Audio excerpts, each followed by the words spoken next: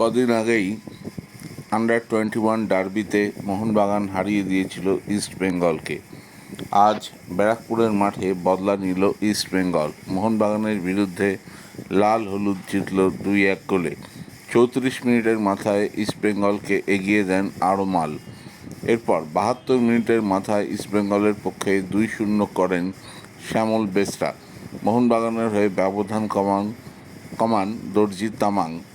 এরপরেও মোহনবাগান আক্রমণ বজায় রাখে শেষ পর্যন্ত, কিন্তু ইস্টবেঙ্গলের দক্ষ রক্ষণভাগকে ভেদ করে আর জয়সূচক গোল বা ড্র করার মতো জায়গায় যেতে পারেনি মোহনবাগান।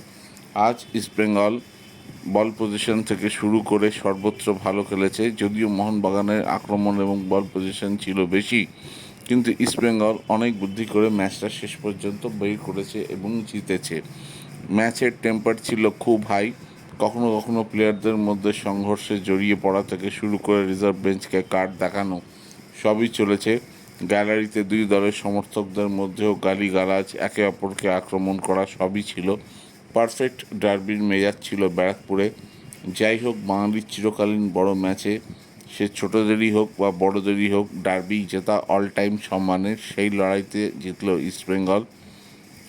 দেখা যাক এরপর মোহনবাগানের ছোটরা আর কিছু করতে পারে কিনা এবং ঘুরে দাঁড়াতে পারে কিনা। ইস্টবেঙ্গল এই জয় অত্যন্ত লড়াইয়ের ফল এবং তারা দেখিয়ে দিয়েছে তারা ছোটদের ডার্বিতে হলেও মোহনবাগানকে হারানোর ক্ষমতা রাখে। যাই হোক, খবরটি ভালো লেগে থাকলে অবশ্যই বেশি করে চ্যানেলকে লাইক অ্যান্ড সাবস্ক্রাইব করুন। ধন্যবাদ। Thank you very much.